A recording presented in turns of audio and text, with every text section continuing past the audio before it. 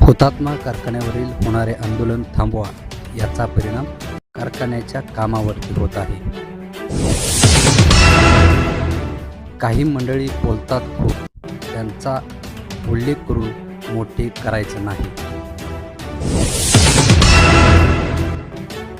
एखादी संस्था उभी करा, चालवा, मग बोला.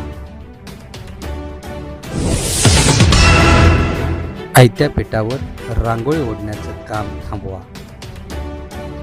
पद्मभूषण क्रांतीवीर नागनाथांना नाईकवडी सहकारी साखर कारखान्यावरती जे आंदोलन चालू आहे त्या बाबतीमध्ये मी जाहीरपणानं त्यांना आव्हान केलेलं आहे की ह्या तुमच्या तक्रारीच्या संदर्भामध्ये वेगवेगळ्या शासकीय ठिकाणी त्यांचं न्यायप्रविष्ट ही गोष्ट आहे आणि त्या ठिकाणी चौकशीचं सुनावणीचं काम चालू आहे. कृपया आता आंदोलन थांबवावं, कारण या आंदोलनाचा परिणाम हा त्या उद्योगावर व्हायला लागलेला आहे, कारखान्यातल्या कामावरती होत आहे. वेगवेगळ्या कारणानं मग कर्ज कोणाला दिली नसेल किंवा कर्ज काढली तर ती भरायची नाहीत, त्यांच्यावर तक्रारी चालू आहेत. आणि काही मंडळी जी आहेत त्यांची उंची केवढी आहे, पण ते बोलतात लांबड, खूप मोठी गप्पा मारतात आणि त्या मंडळींचा त्यांचा उल्लेख करून मला त्यांना मोठं पण करायचं नाही. तेव्हा माझं म्हणणं असं आहे की कोणतीही संस्था एखादी तुम्ही उभा करा, संस्था उभा करा, ती चालवा आणि मग सांगा तुम्ही की मी ह्या संस्थेसाठी हे केलं ते केलं म्हणून. मुळात आयत्या पिठावरती रांगोळ्या ओढायचं जे काम चाललेलं आहे हे थांबवा. हुतात्मा किसन अहिर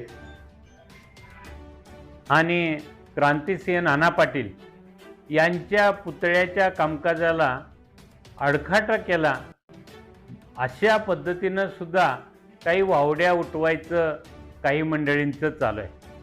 जर अशी परिस्थिती असती, अर्थात त्यावेळेला नागनाथांना हयात होते आणि त्यांचं कोण मोडू शकत नव्हतं, हे आत्ताच्या बोलणाऱ्यांना माहिती आहे की नाही मला माहीत नाही, पण त्यांनी अखेरपर्यंत त्यांचा शब्द आणि त्यांचं जे काही निर्णय असेल तो कायमपणे त्यांनी म्हणजे यशस्वी करून दाखवला. क्रांतिसिंह नाना पाटलांच्या पुतळ्याला जर विरोध असता तर भारताच्या राष्ट्रपतींना मी आणलं नसतं आणि त्याचं उद्घाटन केलं नसतं एवढ्या मोठ्या दिमागात. आणि त्या बाबतीमध्ये कुणीही काहीही चुकीचं बोलण्यात अर्थ नाही.